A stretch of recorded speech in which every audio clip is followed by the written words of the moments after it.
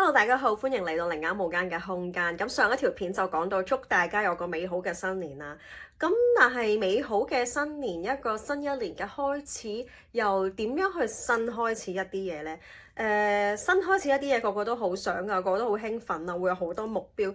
但係其實地球嘅資源就係咁多，人嘅資源就係咁多，你每一日都係得24個鐘嘅啫。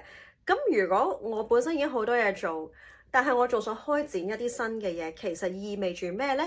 就係需要完結或者放棄或者 let go 一啲嘢啦。咁之前嗰條片有講到啦，2025年咧加埋個數目字係9，係完結啦。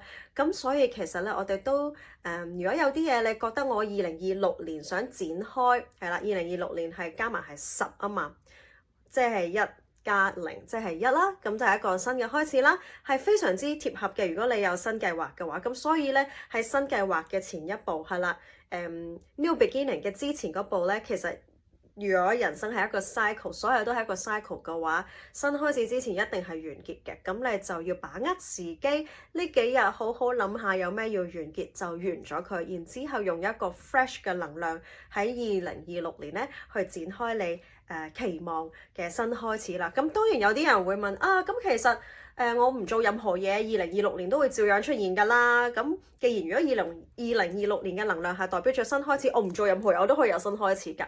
係啊，你講得好好啊，係冇錯，係你點都會同大家一齊咧有新開始嘅。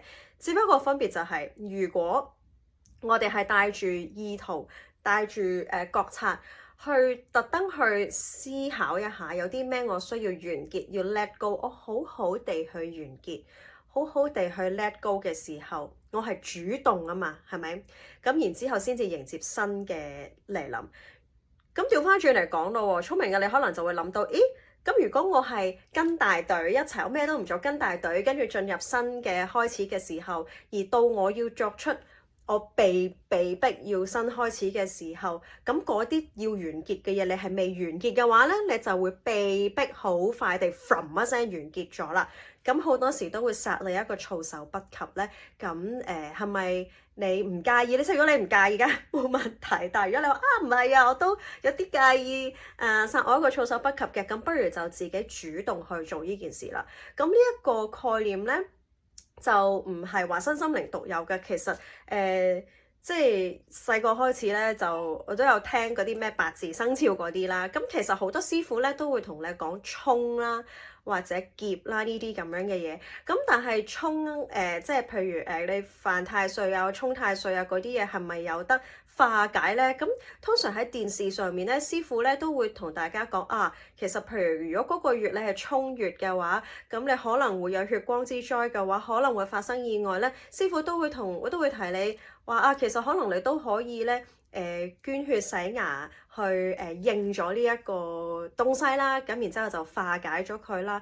咁其實個概念都即係如果我咁樣 match 翻埋一齊，我都覺得會有啲似嘅，就係如果個大時代係要你有新開始嘅話，其實新開始即係變動係啦。最近我睇有位師傅嘅嗰本書，佢都寫得好正面嘅，即係佢話其實沖係 neutral 嘅。沖係可以變動啫嘛，變動係 neutral 噶嘛，件事佢可以變好，可以變壞，係咪？咁視乎你點睇，或者視乎你而家處喺咩嘅位置。咁但係就係講緊，即係如果翻嚟講緊呢一個2025係完結，2026係新開始嘅話，咁既然都會有新開始，即係有變動啦。咁如果你自己提早去作出呢個變動嘅話，咁你咪唔會俾人哋俾個時代 push 住你去變動，然之後你就覺得好痛苦啦。咁所以我都祝福大家2026咧係有個開心嘅一年，有嘅新開始。咁所以大家2025年最尾幾日記得為自己嘅身心靈都大掃除啦。祝福大家，拜拜。